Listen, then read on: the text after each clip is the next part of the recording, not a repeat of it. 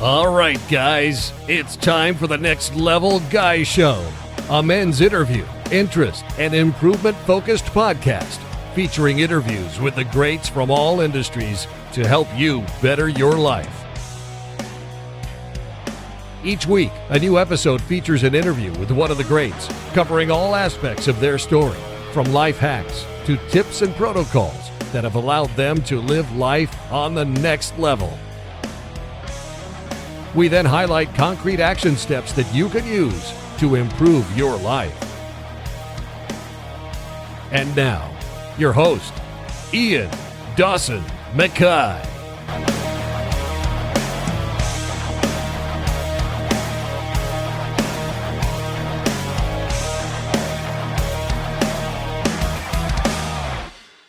And today's guest is Kris Gethin. Kris is one of the world's most recognised transformation experts, with over 150 million people using his programs to build muscle, burn fat, and take control of their health. Twice voted the world's #1 transformation expert, Kris has an unrivaled track record of helping people achieve life-changing results, no matter their starting point. Through Kris Gethin coaching, he delivers customised workout and nutrition programs, cutting-edge biohacking techniques, and one-on-one guidance to ensure his clients reach their peak potential.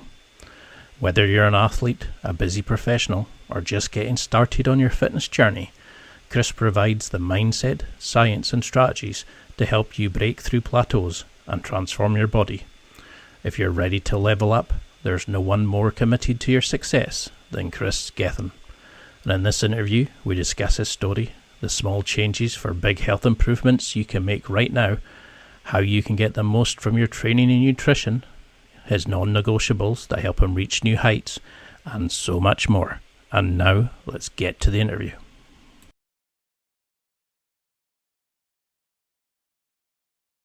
Thank you so much for coming on. It's an absolute honour to have somebody that I've followed for so long. But for people who maybe don't recognise your badass self, how would you describe who you are?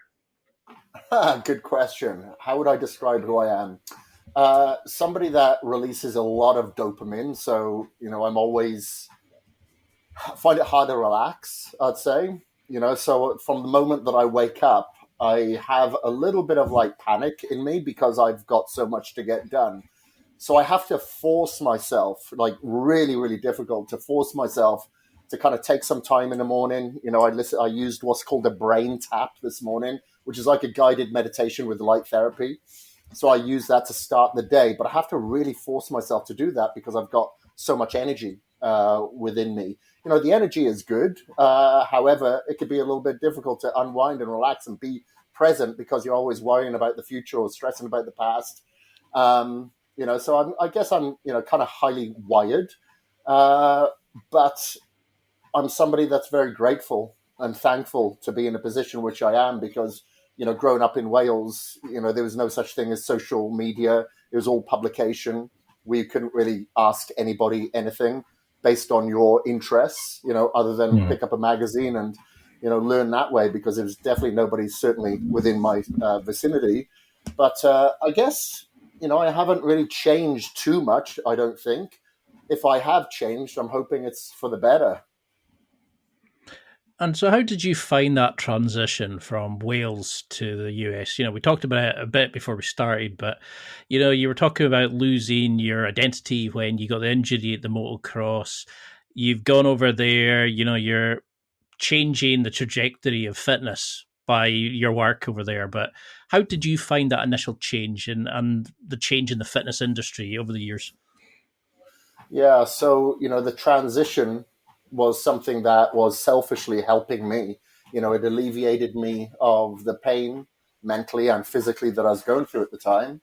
And it gave me another route. And I felt that I'd regained some type of purpose because I felt I'd lost purpose there for a while.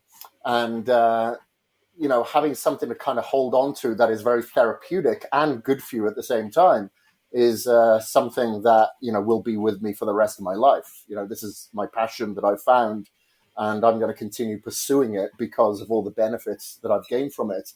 The changes that I've seen over the years since getting into the industry is just, I guess, people's attention span people's want for something now. People see the success that they want to achieve, not knowing the sacrifices or willing to put in the sacrifice that is required. It seems to be a lot of people are students of learning these days as opposed to application. And it's the application that really matters. Is people out there a hell of a lot smarter than me, but they don't necessarily apply what needs to be adhered to on a daily basis to get to where they want to go. So, we have that culture and society of instant gratification now, and people want something yesterday. And if they don't, they give up, which I think is kind of bizarre. Instead of, I understand you need to have micro goals in order to set up for the macro goal. And, you have to make that sense of urgency, but you have to understand that these things take time. They really, really do, whether that be business, whether it be working on relationships, whether it be physical embodiment. You have to put in the time and effort and kind of live in the moment as opposed to thinking so much about the future. If you keep thinking about the future and you're not keeping up with it, you're just going to set yourself up for failure. So then, do you think that's why you become such a good transformation specialist, that, you've lived the change and you know how to do it, but you also don't let people take the easy route out? When you coach somebody, you show them what they need to do, but you make them do the work. Yeah, for sure. Like, I'm definitely harsher on my clients than I probably need to be, or that possibly could be. The reason why I am is because I consider their transformation as being a boot camp. And, if you're going to go into the army, Navy SEAL training or, SAS, you're going to go through the major hardship in training to set you up for the life that you're about to pursue in combat or whatever it may be. But that's going to be the hardest part, the SEAL training, the SAS training is going to be the most difficult. And I think that should be the same way when it comes to the transformation, because it makes the lifestyle so much easier. So for an example, if I'm to remove all of your fruit over the next 12 weeks, do I have to? Probably not, but I'm going to anyway. Because once you finish the 12-week transformation, 6 months, however long it is, when I say, okay, at the end of this, I'm going to allow you to have maybe some Greek yogurt, maybe some sugar-free syrup, and have some fruit, mixed berries, some banana, blah, blah, maybe some chopped nuts on there as well. All of a sudden, your palate, which hasn't been used to any sweet, considers that now its new dessert, as opposed to the cheesecake or the flapjack or whatever it was previously. So that's one of the reasons why I adhere to such a strict approach, because I'm looking past the 3 months, 6 months, or whatever it is, to ensure that it's a lifestyle. Like for me, I absolutely love sushi. Now, is that really bad? No. But I'll eliminate that when I go on a diet, because I know once I get off the diet and I allow myself to have that sushi, that's like my cheat meal, as weird as it may sound, and it kind of works. Yeah. And I think it is essential to actually go through these transformations yourself, or whatever it is that you're trying to teach, that you are your own shop window front, that you've been there so you can better relate to the struggles and the transitions. And, it's kind of you're using yourself as your own observational study before passing it on to your clients. I like that, because a lot of times you see these, here's your 12-week plan and have a cheat meal every, couple of weeks, and you're thinking, you're just going to eat yourself out of any gains you've made. Yeah, that's true. Some people, for some, they justify it through upregulating their metabolism, speeding up their metabolism, stuff like that. But you can do that with a high carb day that's just made of clean foods. It doesn't necessarily have to be anything that's pro-inflammatory or fast food or covered in refined vegetable oils, Which is pretty much a lot of my diet at the minute. When I used to train jiu-jitsu, I'd be super clean, and lately I make excuse, and I notice the pounds come on. And when you're young, you can burn it off easy enough if you just go to the gym. As you get older, we tend to need a lot more work. But how does an older athlete like myself, who's wanting to go back, start training jiu-jitsu and lifting weights and survive going up steps, how do we start testing ourselves? I know, because you do amazing work on lowering your physical age. How do we work on like biohacking ourselves, but knowing our starting point, knowing the areas we need to work on to, what gets measured gets managed? How do we know where the Yeah. problems begin? Everyone's going to be individualized, based on what they need to work on. The one mistake that I see with people that are older is that they generally try to do too much too soon because that's what their younger self did.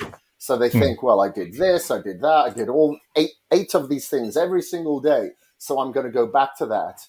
Well, that usually leads to a sense of overwhelm because now, as you're older, you've probably got more responsibilities. Maybe you've got a family, you've got, taking kids to sports, whatever it may be.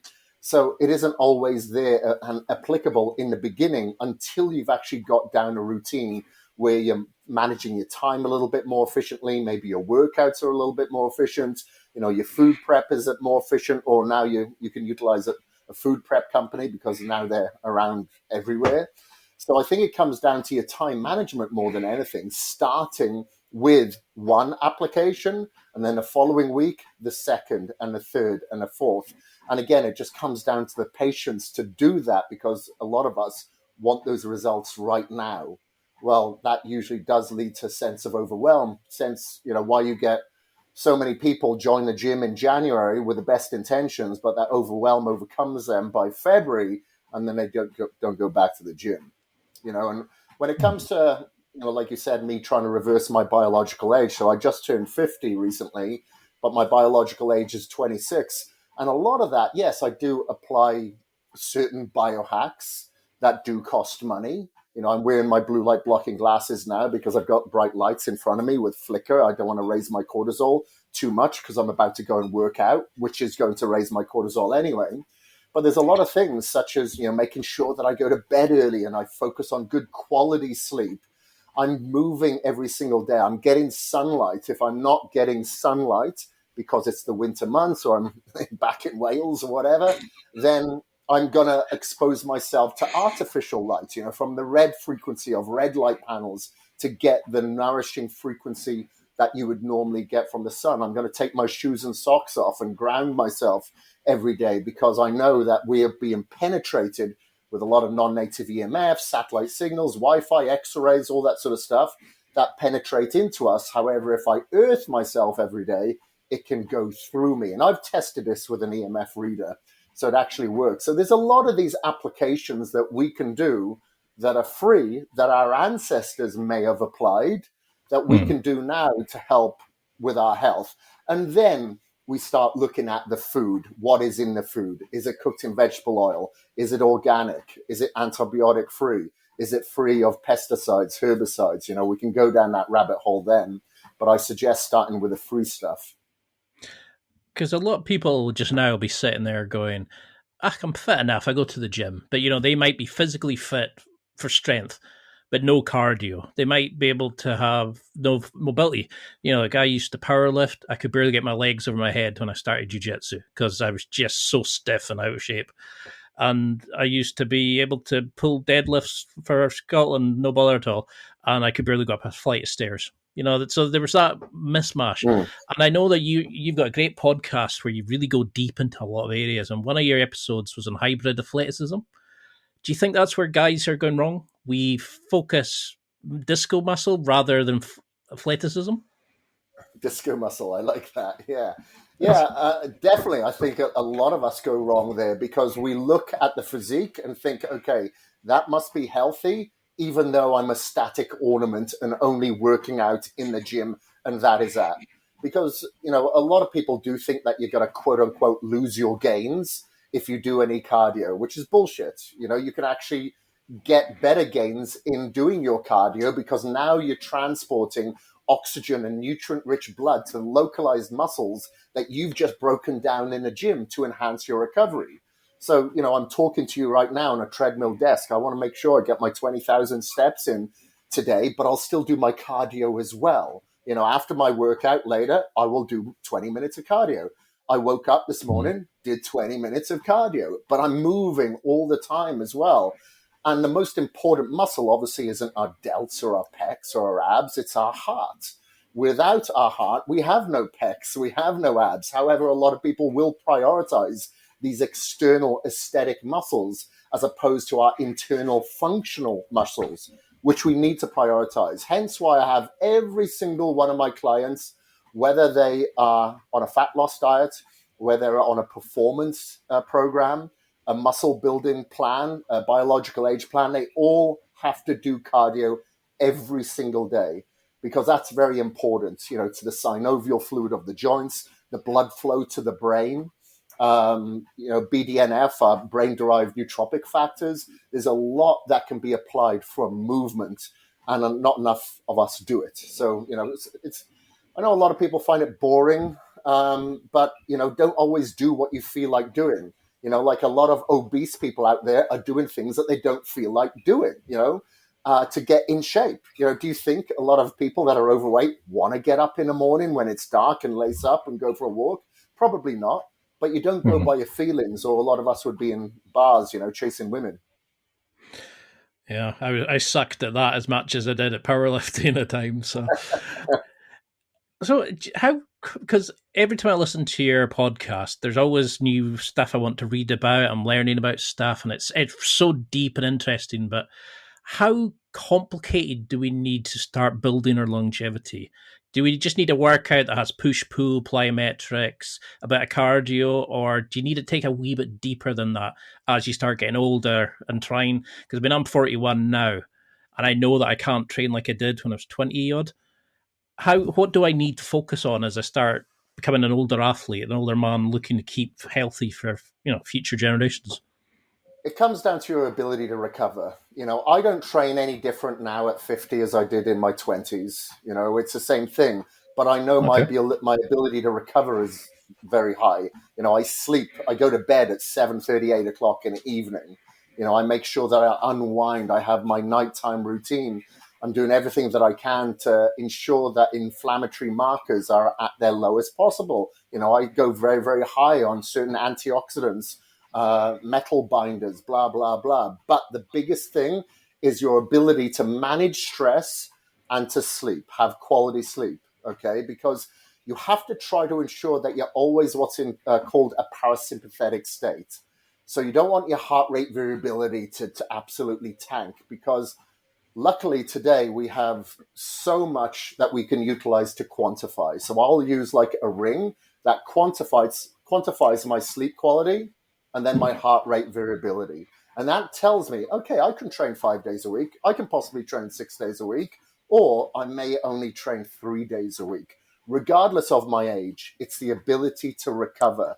That's what you need to focus on. If you feel really tired, you feel weak, you feel dehydrated, you're cramping up, whatever it may be. And, maybe you have to miss a day, or dependent on the severity of that, maybe you're not going to go to the gym and hit free weights and try to hit personal bests. You're going to stick to machines and cables and go higher reps, more of a circuit fashion, more volume, so you don't, mess with the chance of injury or stressing your central nervous system because you're pushing really heavy weight. So it all comes by instincts to a certain degree. But like I said, we've got quantification these days that will check our heart rate variability, our blood sugar levels, our sleep quality, etc. So, that's one of the measures that I utilize with my clients, regardless of their age. Because that's what I really like about your approach. It's very analytical. You use the infrared saunas, you use the light blockers, the grounding mats. You really do look after yourself and figure out ways to tackle wherever there could be stress on you and any sort of variation of that. So what is a good kind of low energy or low cost thing that every person should take? Is it buying blue tinted specs? Is it buying a grounding mat? Going for a 10-minute walk after, like Stan Efferdine would say, after to digest better? What are the sort of the best biohacks you found that work? So it all depends where you live. Like because I travel about 9 months of the year. When I'm in built-up areas, whether it be London, LA, Vegas, Mumbai, I am probably applying more biohacks than when I'm home. Because when I'm home, I live like on the outskirts of the city of Boise in Idaho. I've got a lot of greenery here. I don't have as high EMF levels. I have beautiful weather outside, so I'm exposed to vitamin D. I can take my shoes and socks off. I can ground myself, blah, blah, blah. However, when I'm traveling, a lot of the time I'm staying in hotels where there's a lot of Wi-Fi, there's a lot of EMF. I take my EMF reader with me. So now I'm going to ground myself a lot more. I'm going to wear earthing trainers that are grounding me the entire time. I'll take my mat with me, possibly, but not always. There's going to be a lot more artificial light because I'm generally going to be traveling and working indoors. So then I am wearing the blue light blocking glasses, particularly an hour before bed. That's a non-negotiable anyway. And, the hardest thing I'd say when traveling is ensuring that the food that you're getting is cooked in the right oils. So if you are, let's say if you're eating out at a nice fancy restaurant, ask them, what are they cooking their food in? A lot of the time, it'll be soybean oil, canola oil, vegetable oil, whatever it may be. It's going to be a highly inflammatory rancid oil. It's not going to be like your avocado oil or your olive oil or anything like that. Not always, but a lot of the time. So just ask them to cook it in butter instead. If they have to cook in anything at all, a little bit of butter, but very light, because it's more natural. So, it all comes down to the specifics of where you are. But the one thing is a non-negotiable is going to bed early, wearing red lens, blue light blocking glasses, because the red lens will block out all flicker. If you notice behind me, I actually have red light bulbs in my house. So I kind of look like, I live in a brothel from outside because they are incandescent bulbs that have zero flicker there and no blue light that is going to penetrate my retina to keep me awake at night. A little bit of blue light is absolutely fine, but not too much. And then I'd say lastly from that is, what can be applied today is, meditation. But if you are in a populated area that has a lot of heavy metal pollutants, from vehicles, then making sure that you do a sauna on a daily basis. That's going to be a big one. Maybe take a binder before you get into the sauna. So that could be like chlorella. You could have a tablespoon of chlorella that helps bind a lot of these heavy metal contaminants so you can actually detox and sweat it out. And do you think that's where that you've been so successful, is that you talked on the podcast about how somebody said to you, don't do cardio when you're bodybuilding. So you went to do an Ironman to see, would it really make a difference? Is it that you always push back and challenge the status quo, that you're always looking to find that extra 2% extra return? Is that why do you think you've been so successful? I don't know if that's the goal of being successful. And I'm not always trying to cause an argument or conflict or anything like that. If I believe that something can be done and enough people are telling me that it can't, then I just have to put myself on the line and actually prove it. I can't say it. A lot of people say a lot of things, but I have to walk that walk in order to prove it.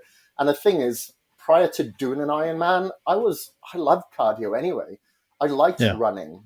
I love cycling. I'm always cycling, mountain biking, road biking, whatever. All I had to figure out was the swimming. And of course, getting ready for an Ironman, that does require a lot of cardio. So all I did was lowered my weight training frequency from like 5-6 days a week down to like 4 days a week, and drastically dropped the volume of my training. And then just when it came to a lot of the cardio, it was just intense HIIT work, as opposed to spending hours every day swimming, cycling, running, etc. A lot of it was HIIT work, which was like 45 minutes of cardio on a daily basis. And I'd only go long on one of the days on a weekend for a Saturday and Sunday, mostly like cycling, just to get used to being in a saddle for that long, But, it's relatively easy. But the reasoning behind it is that, number one, I wanted to try something different, put my identity to something else. But I knew that it could be done without losing a lot of muscle. Of course, it wasn't the most efficient way to compete in an Ironman, being about 220 pounds at 5'8". but I just wanted to actually complete it and do it within good time, which I've done several times now.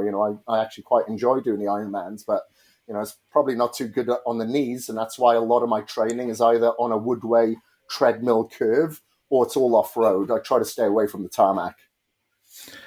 Because you've got an amazing sort of experience in different areas of fitness, and you do a lot of cross training, from like the CrossFit to the bodybuilding to Ironman.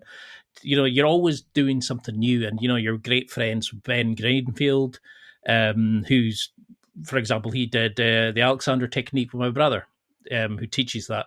So it's all these amazing things that you guys are always constantly doing, and question answers are like worth thousands of pounds just by listening to it on your podcast. But do you think we should all be cross training? That we should all have a sort of combat sport, a strength sport, just to kind of challenge our bodies in unique ways to keep being fit for life? It all has a time and a place. So, for instance, if I'm thinking of a bodybuilder that's competing on the Mr. Olympia stage, let's say 260, 270 pounds, then maybe CrossFit or mixed martial arts isn't going to be their thing. So I know somebody in the UK who's a very, very good bodybuilder. He's a pro bodybuilder. He just decided to take up boxing, and he tore his bicep about 6 months ago. Some people are just not built for that, but maybe if he had just waited until he retired and then started doing that, then great, it's going to be perfect and it's only going to benefit him. But considering he's a pro bodybuilder and he wants to compete, I think it's later this year or maybe it's early next year, again, as a professional bodybuilder, then other sports are probably not going to help him. It's going to hinder him. It's much like a lot of powerlifters. To a certain degree, they have to be very tight in order to be very aligned when they do their heavy lifts. Now, if that same person was to start doing yoga all the time and they elongate their muscles too much, they're not going to have that alignment of stability to pull extremely heavy weights. So, you have to take it with a pinch of salt. And like I said, it's a time and place for each application. Because I think that's the thing, isn't it? Is as soon as you start a workout, you go balls to the wall, and then you get a bit sore. You skip a workout, and then you just end up going back to your old habits. When you talked on your show about how magnesium is a big thing, a mineral that we all are struggle, to take an adequate amount.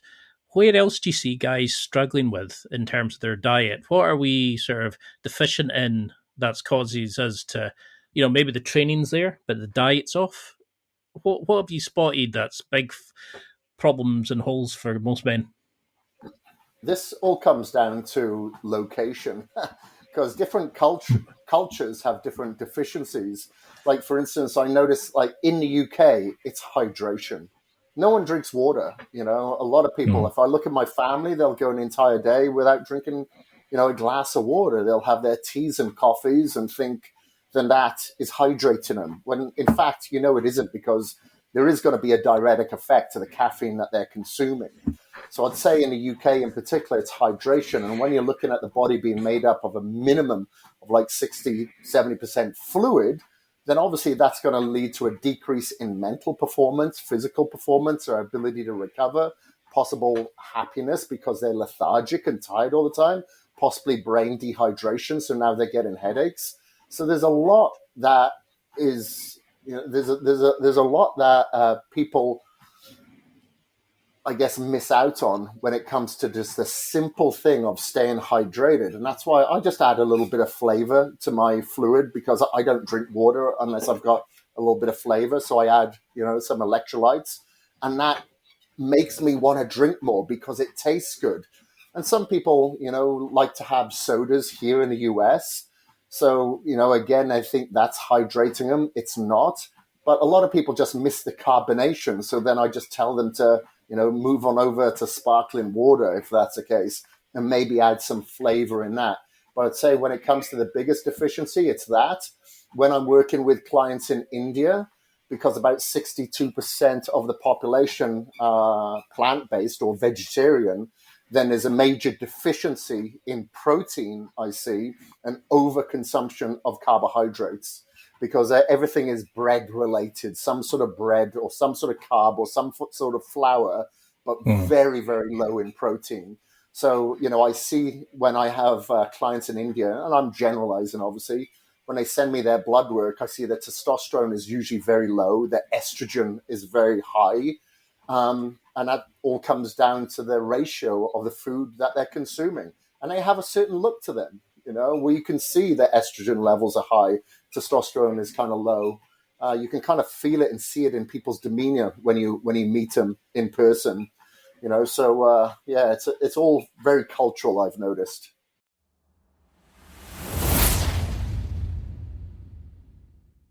It's time for a quick break. There are millions of potential products to buy, so how do you know which ones are worth your hard-earned money? Simple. You go to nextlevelguy.com/affiliates and explore those that will transform and improve your life. You'll find deals, listener exclusives, and special offers with some great companies. Recommendations are 100% honest and only on items Ian has tried or believes in. The companies showcased will make you a better man in all areas of your life. Simply go to nextlevelguy.com/affiliates and level up.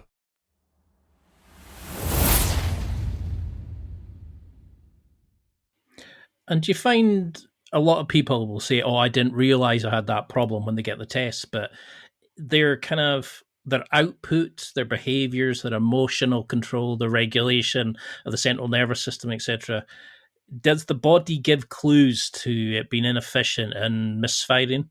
Could you spot that in a lot of people you train way before they get their tests? Sometimes, not always. There are a lot of underlying conditions that you'll only see in blood work or some test. It could be a gut microbiome test, could be a stool sample, urine, saliva, whatever. A lot of it is going to be underlying, much like, some people, unfortunately, they don't know that they've got prostate or uterine cancer or anything like that until they've actually got the test and then told that they've only got several months to live. Some of it is going to be a shock. But the one reason why I like to have clients get either their blood work done and a biological age test done is not only does it give me the information to see where their deficiencies lie and how we can optimize them, it gives them the accountability because they see it. And usually they'll listen to a panel that is read out to them as opposed to me by myself. So this is just another form of quantification. That is another form of accountability for them to pursue and not fall off track. When they find out, let's say, their chronological age is 30, but their biological age is 44. They're like, oh my God, what do I need to do? Tell me now. I'll do it right now. Sometimes that's all it takes. I love your mindset. I love the way you look at things. It's positive. You're like that big brother that we need just to say, stop fucking around. Here's what you need to do to change your life. And I think that's where we all struggle. But as an older person, I want to get back there. How much between sport-specific, physical preparedness, general mobility, etc., do I need to split my training up in?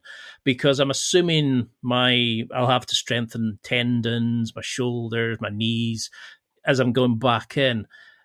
Do we need to get into that kind of level, that kind of add in these extra like slices of training in addition to what you would prescribe us just to keep fit so we can lift? No, I don't think so, because I think in order to strengthen up your tendons and ligaments, you actually do the movements that you want to pursue. So if you want to pursue, let's say it's CrossFit, then you just need to start doing CrossFit and the CrossFit movements, but obviously with a much lighter approach and maybe a lot slower and deliberate range of motion when you're performing that movement. So same when it comes to bodybuilding, tennis or whatever, you need to be sports specific in order for the adaptation of your connective tissue to usually catch up to your muscle tissue. Because obviously the muscle tissue has a good blood supply. It's able to recover very quickly. Tendons and ligaments, not so much. So as you said, it's going to take a little bit longer. So you just start off with that protocol. You still train to failure. I get all my clients to train to failure, regardless of their starting level. but maybe the weight is going to be so much lighter and their rest periods are going to be so much shorter. So you don't recover so quickly and efficiently. So we're able to apply the next set without too much weight that is potentially going to stress the tendons and ligaments. So you kind of want to be weak in the gym, not strong. Because when you talk a lot in your YouTube videos and stuff about feeling the weight and being in control of it, being, lifting with proper form, etc., but still pushing yourself. How do we build that mind muscle connection so we're not just going through the motions, we're actually feeling the muscle working?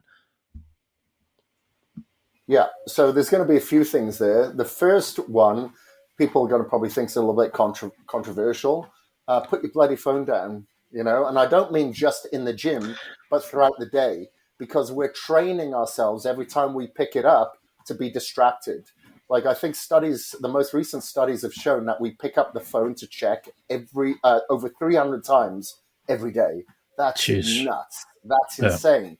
So just think how distracted we are when we go to the gym. Even though we may not have the phone with us, we've trained ourselves to be distracted. So now we're not focusing on the mind-muscle connection. So that would be number one. So like I always read. Whenever I go to bed at night, I try to read as much as I can, but because of time, I'm limited. But I have a religion. Every night for about 45 minutes to 60 minutes, I will read before bed. That is giving me something to help get rid of all of like the deadlines, the thoughts that I've had throughout the day or what I'm going to think about tomorrow. So I escape my reality. So I'm not reading an entrepreneur book or one on nutrition. I'm reading a novel, maybe an Ian Rankin book that I really like that author from Scotland. So I'll read maybe a John Rebus from Ian Rankin. So I'm escaping my reality in the evening, okay? And that also helps me focus on one thing for a duration of time. So that allows me to be a better writer, be a better editor, and be a better person because I'm giving you my attention because I'm used to it and not being distracted. Secondly, I'd suggest that person who is trying to get that better mind-muscle connection is to get an anatomy chart.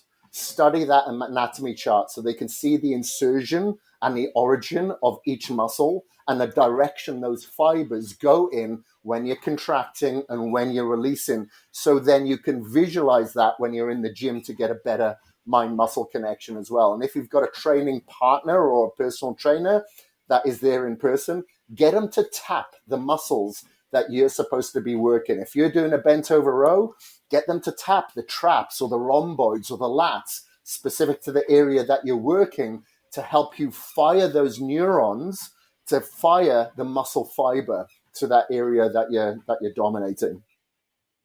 So when you're working out and when you're finished and, like you're reviewing, because I interviewed a guy called Hazard Lee, a fighter pilot, and he said they would listen to the same radio call 30 times to see exactly where they could fix it. They would deep dive into each of the communications to make sure there was no problems and they could find solutions for things that came up.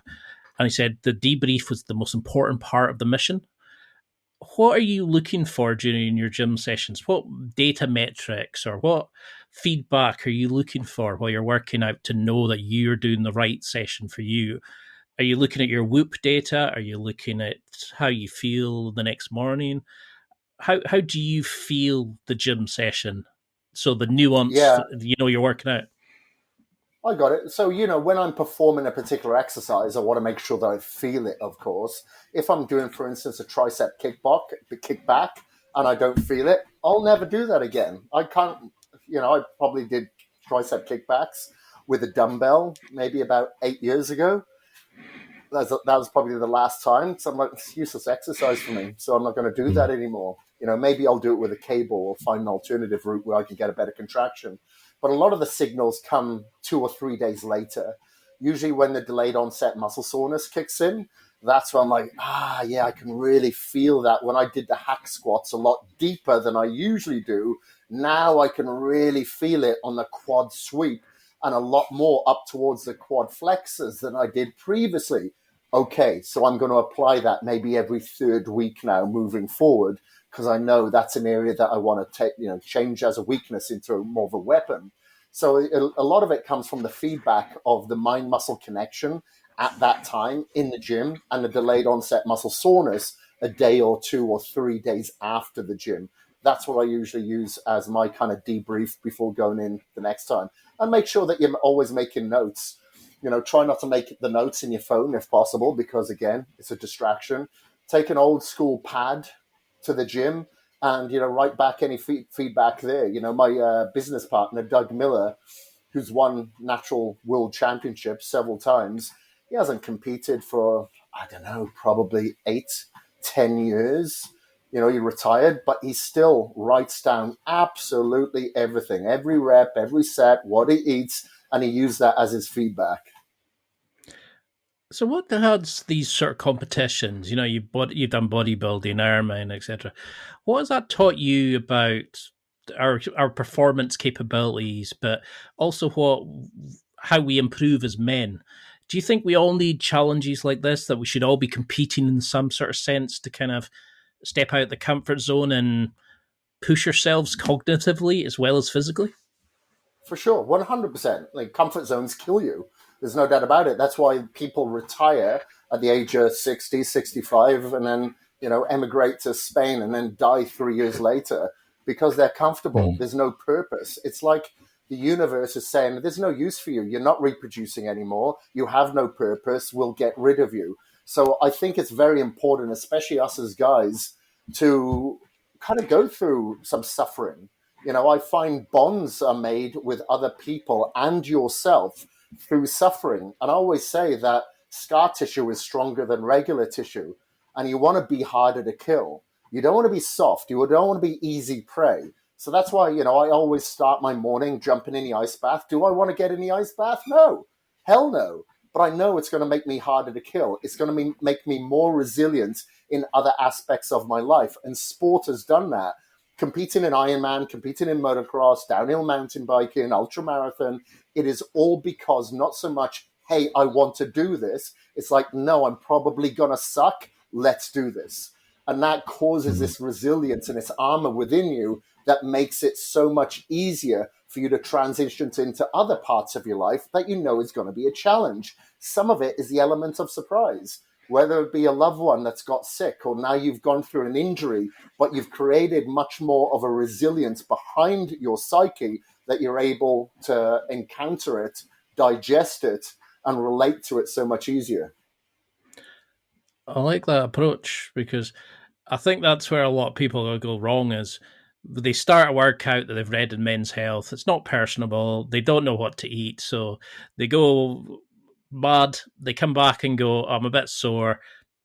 I'll give up. And then that's it till the next time they have, I've seen Brad Pitt in Fight Club. I'm definitely going to get his abs. And, it's that stupidity that we do as men. But if we are wanting to change, how would you start getting people to actually do this? How can we, purchase one of your programs, but how do we then go and make it a consistency of working and eating to that level and building that capability, that discipline to work out? So, you start off with the small goals. Maybe you're going to look at 4 weeks ahead of you and say, okay, in 4 weeks' time, I want to make sure that I'm consistent. I'm going to the gym 3 days a week, 4 days a week, whatever it is, without setting yourself for overwhelm. And the second thing that I'm going to do is make sure that I drink 3 liters of water. And then in the third week, I'm going to ensure that I go to bed an hour earlier. And I'm going to put my phone down at least an hour before that as well. So these are all the small things that you apply. Initially, a lot of people will say, hey, okay, well, I'm going to compete in a bodybuilding show. I'm going to start focusing on that. Okay, let's go. Well, no, maybe things have changed in your life where you have the ability in your brain, but you don't have your ability in life yet. So you just need to make the small changes. When it's a bodybuilding show, it's very, very different. You should be at a certain level before you step on that stage. But you could set yourself up for a 5K run. There's a lot of park runs in the UK. Set yourself up to compete in one of those. Maybe that's your goal. And then you can look at possibly doing, after that, a 10K run or a half marathon or whatever it may be. But start off small, something that's going to be manageable. And then when it comes to your nutrition, you may look at your nutrition and go, wow, I'd say it is probably 60% bad. Okay, then let's just make it 50% this week. And if that was easy enough, then the next week, let's make it 40%, and just bit by bit, you keep chopping bits out. I love that. So, you're not just having to do this 100% change. You're kind of building into that and building into your lifestyle. Yeah, What well, it about all comes then? down to the individual. It all comes down to the individual. Some people are just all or nothing characters, which I guess Hmm. is a little bit more like myself. Because when I started weight training, I said, okay, I'm going to compete in a show next year. And like within a year and a half of me actually picking up a weight, I was competing on stage. But that's not everybody. I didn't have that sense of overwhelm because because I started competing in sports at 6 years old. So it was all already ingrained in me. So, but everybody's different, so they have to be approached differently. So, what then is there such a thing as a recovery protocol that people should follow, or because you were saying about using it as a feedback mechanism, you were saying about the importance of it, and we're working on maybe upping our magnesium and all these sort of things, and hydration, etc. But is it a standard sort of recovery thing that you use to build our longevity that lets us have that chronological age that's maybe like a third of what we actually physically are? Yeah, well, when it comes to chronological age, that's different to actually helping the body's ability to recover. So when it comes to recovery, from workouts or something like that, then the first thing that is most of importance is your post-workout shake. Now, you may say, well, why a protein shake instead of food? Well, this is the one time in the day that I would prioritize a shake over food. Food, the rest of the time, for sure. But you need something that is very, very fast to digest. So the highest bioavailability on any food is not egg whites, it's not fish, it's going to be whey protein isolate. So immediately following a workout, you've just created muscle damage. That's why you're sore after a workout. You're in the most catabolic environment possible when you're in the gym training. So you need to replenish those muscles with amino acids immediately. That's why I always do it myself and have my clients take their protein shake immediately following and then do 20 minutes of cardio or a cool down straight after that, just to get the blood flow into the localized areas that you've trained carrying the amino acids from that protein powder, okay, to those localized areas. Get rid of the lactic acid, replace it with the protein from the blood flow. That's going to be the first thing. And then after that, dependent on that individual's goals, you're going to be looking at about 1.1 grams of protein per pound of body weight. That is going to allow those muscles to further repair from the damage and regrow and replenish for the following workout that you're likely to have the next day.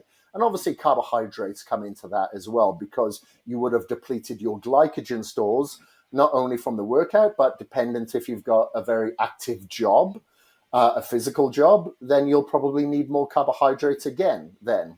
So that's going to be your ability to recover, along with sleep, along with managing stress, along with hydration, getting sunlight, et cetera, et cetera.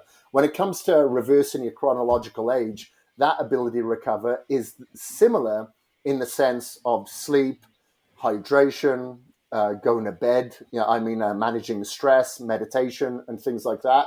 But then there are biohack protocols on top of that. The first thing that I tell all my athletes or clients, because I usually get them eating 5-6 meals a day, is try to, if they can afford it, is to consume grass-fed, humane-raised, wild-caught, organic whenever possible. Because if you're eating 5 or 6 meals a day, you're consuming double the amount of the general population in antibiotics, in pesticides, in herbicides, in omega-6 oils, etc., consuming what is considered as healthy food. Never even thought about that. Just by increasing your quantity of food, you're also increasing the quantity of all the harmful shite that they manufacture, and that's a really interesting idea. Exactly. Exactly. So, You think about, people consuming supplements. and I'm not speaking of all supplement brands. There's a lot of great brands out there. But if those brands have a lot of artificial colors, flavors, artificial sweeteners, overconsumption of caffeine, bodybuilders or fitness enthusiasts are usually quite obsessive. And if one is good, then usually one and a half or two is even better. So, it's the same thing. Even though supplements are part of the health and fitness industry, they're not all healthy. And we're usually consuming a lot of these supplements. So it's the same with the food. You have to be aware. Maybe you're going to spend a little bit more money going for organic food, and maybe you're going to spend a little bit more money going for high quality supplements. But it all comes down to how bad you want it, and if you really want to heal your future, or if you don't care if you're possibly harming it. I mean, I was always amazed that when I started to research you, like how much, your content creation, you're working out, you're training with people, you're coaching, you're dealing with clients' calls, you're building programs, ebooks, etc. How do you fit it in? Because I think that's a lot of times people say, oh, I'd love to do that, but I've got the kids. Oh, I'd love to do that, but I don't know if I can get up in the morning, or I don't know about working out late at night.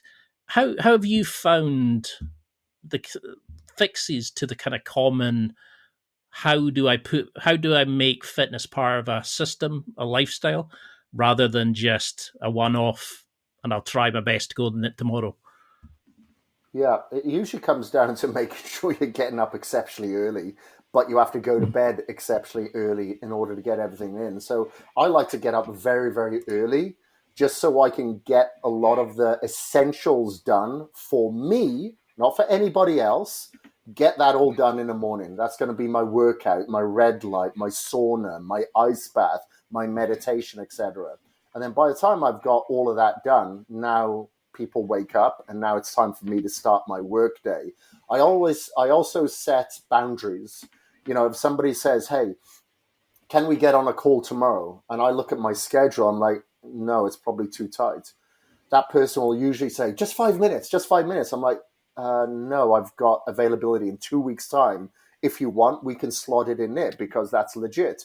If I am to say yes to everything that comes my way, I would be working until 8 o'clock, 9 o'clock at night. And now I don't have my time. So I'm not going to be a good husband now. I'm not going to be a good person to be around. So I have to prioritize my happiness and my mental health by setting these barriers as well. I'm very, very cautious of not going on the phone. I'll do what I call is, and Joe Rogan actually calls it the same as well. I try to post and then ghost. So I'm not going to go on there and scroll a lot of shit or look at anybody's stories or any of that bullshit. A lot of time is wasted there. I make sure that, when in the evening before I go to bed, I've got my gym clothes ready. I've got my cardio clothes ready for later in the day. And I've also got my daytime clothes ready. I've got all my supplements ready the night before. I've got all my food ready. I've got everything ready so I can be as efficient as possible that following day. If I'm going to drive 20 miles or 10 miles, I'm going to have to go and do 4 or 5 things there to ensure that I'm very, very efficient with my time. I love that because everybody makes excuses. Rather, you actually just see it and, you find the solutions to what you need.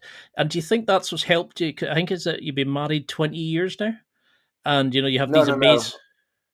No, I've been married for about 5 years now, about 5 years. As a 5 year.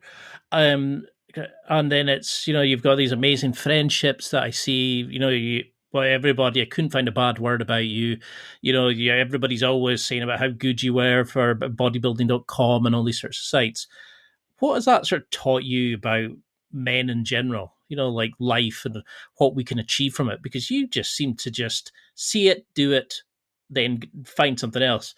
You always seem to be on the pinnacle of the wave of change and doing all these amazing things. But what have you learned about life doing these things, do you think? Well, you have to stay authentic to who you are. You're not trying to be authentic for anybody else. It's quite easy. And I've fallen into this trap where you wear a mask because you're trying to kind of replicate the people that you're humoring or you're entertaining and stuff like that. I am quite a homebody. Even though I travel so much, I want to be at home. And I'm a bit of a hermit. People will say, hey, is there somebody in your vicinity that could help with this, this, this? I'm like, I know my small circle, and that's pretty much it. Within the fitness community, it is quite vast and wide, but most people live in different cities and stuff like that. But I just try to be the same person that I was growing up in Wales. I'm still, even though I'm here in the US, I'm still very much a family man. I absolutely love my nieces and nephew. Even, I know that I'll never have kids, but that's like me having kids, But the one thing that I have learned, this may sound weird, is that I think looks can be deceiving, because I've noticed this when I go to an event and people meet me, they actually say, oh, you're actually quite nice, which makes me think that they have this assumption that maybe I'm an asshole or a bit of a badass or whatever. Maybe I can be when I'm working out, but I'm a very nice person. I'm a very approachable person.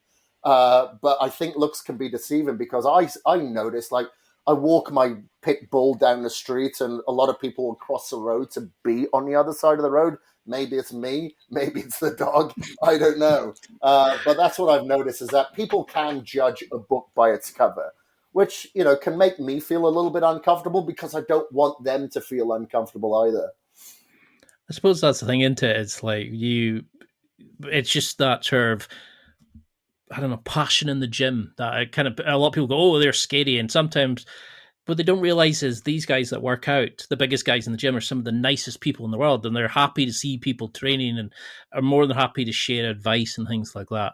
But how do you keep on top of this level of research, education, the changes? Because you're always changing stuff and learning about yourself and giving out these amazing tips and that.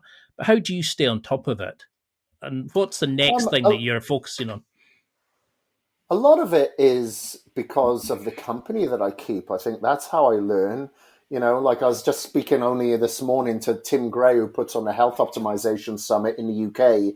And then my friend, Dr. Dom, in Germany. I was speaking to Ben Greenfield yesterday. I think just communicating with these people and staying within that wolf pack circle really does help. But of course, I'll purchase books. I don't necessarily apply everything from that book. I'll take a chapter from it that I may think is relevant, and I'll look at studies for about 15, 20 minutes in the morning to see what's new out there in a day. So that's my capacity for learning, I think. The majority I've got is actually, going to a lot of events that I speak at. I speak mostly at biohacking, anti-aging events now, and seeing who's there, communicating with them, looking at the new technology that's out there.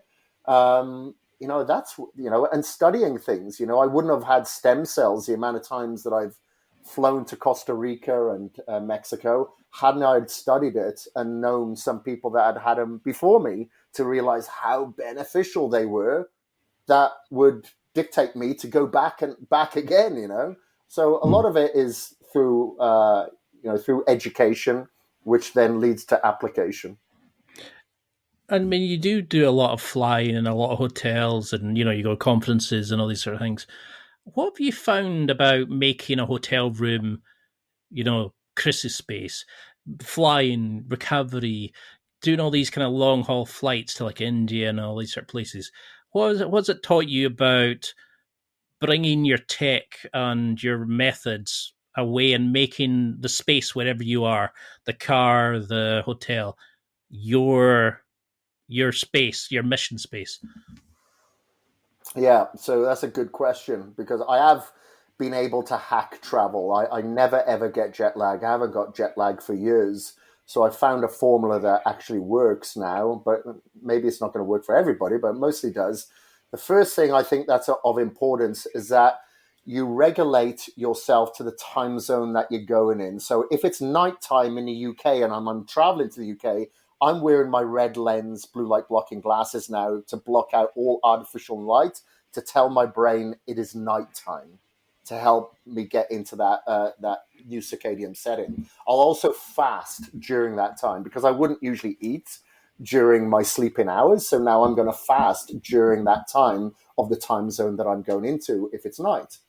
I'll also earth or ground myself immediately upon landing. I'm not always going to find a grassy patch. So I wear what's called Bahi trainers. They're actually based out of the UK, and they're earthing, grounding trainers. So I'm getting grounded and absorbing the negative eons from that new time zone that I've just traveled in. On top of that, I'm making sure that I'm hydrating with electrolytes. I'll take various types of very strong antioxidants. So that's going to be glutathione, carbon C from My Vital C, basically, and hydrogen-rich water. Lastly would be methylene blue. I'm not going to eat the crap that is on the plane. A lot of it has preservatives, a lot of cheap table salt, sodium in it. So I'll carry my own meals on the plane. Maybe I'll have like a collagen protein bar or protein shake. If there's delays and stuff like that, I'll have as a backup. When it comes to the hotel room, I usually unplug everything that's in there. I don't want anything plugged in because that usually leads to a lot of dirty electricity. I'll go through the room with my EMF reader. Maybe I need to move the bed because where the head is, that's where the highest amount of EMF is or whatever. I'll always have a Faraday blanket as well. So a blanket that is made out of Faraday blocks all EMF and Wi-Fi and satellite. Like if you wrap your phone in Faraday, it won't work. So I'll always do that as well. And I always travel with a lamp that is red, a red lamp that is zero flicker, because obviously the light bulbs and the lamps that they have in hotel rooms have artificial blue light that has a lot of flicker that raises your cortisol, which doesn't allow melatonin to release because you've just got too much cortisol and not enough serotonin, oxytocin, and melatonin being released. So there's probably a lot more. That's probably the basics. I usually have 2 suitcases, and one is full of supplements and biohacks, and the other one's my clothes. But I'm not as bad as Ben. When I've traveled with Ben Greenfield, his backpack is literally filled with gadgets, and that's his carry-on. So that will always get detected. They always tell him to take out all these gadgets. They had to have him stripped down when I traveled with him last time, down to his boxer shorts, because he was wearing Faraday clothing, which always sets off the alarm as well, because it looks like he's wearing metal everywhere. I love that. It's these things you never think about just to keep yourself alive and doing well. But I knew you were going to be good. I never thought it'd be this level good. It's so much to take from this. I'd love to do a round 2 later when I've started, working out again, and I'm sure there'll be deeper questions we can go to. But what would you want people to take from this? And how can we keep in touch with this amazing journey, your podcast, etc.? Okay. Well, first of all, this is going to sound very, very woo-woo and hippy-dippy. Is start off with a form of meditation. Now, I'm going to suggest guided meditation because it's done for you. It's a little bit easier as opposed to you sitting in a room in silence and trying to get rid of your thoughts. It's difficult. I did a 10-day Vipassana, which was a silent retreat. It was meditating from 6 a.m. till 8 o'clock in the evening every day. No eye contact, couldn't talk, nothing to read, no phones, obviously, nothing at all whatsoever. And it took several days to really go into that parasympathetic state where you're looking at everything in equanimity. So it's going to be very difficult from you to go from a world of noise, deadline, distraction, all of our sensory overloads that are out there to go to nothing. So that's why I suggest guided meditation. Download some meditations, but then put your phone on airplane mode so you're not distracted. Now, that's probably going to be the most difficult thing that you can do. Most people can work out. If I tell people, how long have you been working out? Yeah, great. Or do you work out? Yeah, for sure. Now, when I ask people, have you meditated? Everybody puts their hands up. When I say, do you meditate? No one puts their hands up. It's friggin' difficult in this day and age because we're used to distraction. So I would say focus on meditation first, because then you can focus more on your diet, on your sleep, on your discipline, because you've created discipline in something, again, that has a transcendence effect in other areas of your life. I love that. And how can we follow on now, with your podcast, your coaching, your social media? Where do you want people to go? Because you're going to get a lot of fans. Thank you. It's probably best to go to my Instagram, which is Kris Gethin, Gethin, Kris Gethin.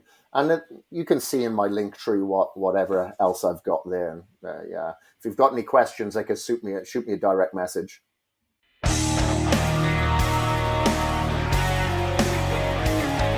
Well, that's it for another week.